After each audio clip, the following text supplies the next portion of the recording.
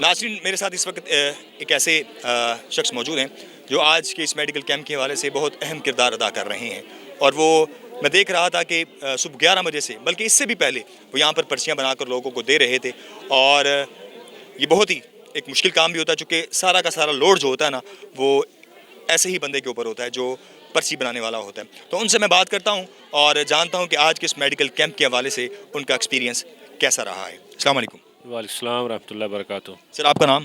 جی، میرا نام زاہد اقبال ہے۔ زاہد اقبال۔ جی۔ اچھا زاہد صاحب، مجھے آپ یہ بتائیں کہ لکھنؤ کے اندر آج میڈیکل کیمپ لگایا گیا ہے پاکستان پبلک ایڈ ٹرسٹ کی جانب سے، انجم صاحب کی طرف سے، کیا کہنا چاہیں گے؟ جی، جو یہ لکھنؤ والا میں پاکستان پبلک ایڈ ٹرسٹ نے کیمپ لگایا، انجم صاحب نے شفقت کی ہے۔ سچی بات ہے کہ اتنا بڑا کیمپ اس گاؤں میں پہلے نہیں لگا، اور اس ابھی جو مریض آ رہے ہیں ان سے اندازہ ہوتا ہے کہ بچوں میں کتنا انیمیا ہے، کتنی نظر کی کمزوری ہے، کتنے مسائل ہیں، ہڈیوں کے مسائل ہیں، کیلشیم کی کمی ہے۔ میں سمجھتا ہوں کہ یہ ایک قسم کی لائن دے دیں گے ڈائگنوز کر کے، اور یہ جا کے پھر دوبارہ ان کو اپنے ہاسپٹل میں لے جائیں گے جن کو مزید ضرورت ہوگی، اور میں سمجھتا ہوں بہت بڑی کاوش ہے، اور یہ اس پاکستان پہ بھی احسان ہے، اس گاؤں پہ بھی احسان ہے، اور یہ ان لوگوں پہ بھی احسان ہے۔ ابھی تک آپ نے کتنے لوگوں کو پرچیاں بنا کر دی ہے؟ کتنے لوگ ہیں کہ جو ابھی تک اپنا یہاں پر پرچی بنوا کے جا چکے ہیں اور میڈیسن لے رہے ہیں، چیک اپ کروا رہے ہیں؟ جی، یہاں پہ میں نے بھی پرچیاں بنائی اور دوسرے بچوں نے بھی، لیکن وہ مجھ سے پوچھ کے بنا رہے ہیں۔ یہ تقریباً 700 کے قریب لگ بھگ جو ہے نا، یہ ہمارے پیڈ جو ہیں وہ جا چکے ہیں اور لوگ اس سے استفادہ کر چکے ہیں۔ اور کتنے لوگوں کی یہاں پر میڈیسن مزید فراہم کی جا رہی ہے؟ کتنا مطلب آپ نے یہاں پر مقدار رکھی ہے کہ اتنے لوگوں کو فری میڈیسن فراہم کی جائے گی؟ ابھی تک آپ نے بتایا کہ 700 لوگوں کو پرچیاں آپ نے بانٹ دی ہیں۔ جس طرح لوگوں کا رجحان ہے اور رش ہے، میرے خیال میں یہ 1000 پلس ہو جائے گا۔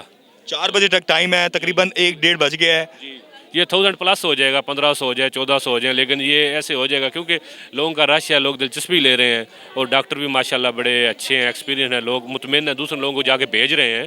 جب لوگ میڈیسن لے کے جاتے ہیں تو پھر دوسرے کو جا کے بتاتے ہیں یار جاؤ، عام کیمپ نہیں ہے، بڑا یعنی اچھی افادیت ہے اس کیمپ کی۔ اس سے پہلے بھی لکھنؤ کے اندر میڈیکل کیمپ لگتے رہے ہیں؟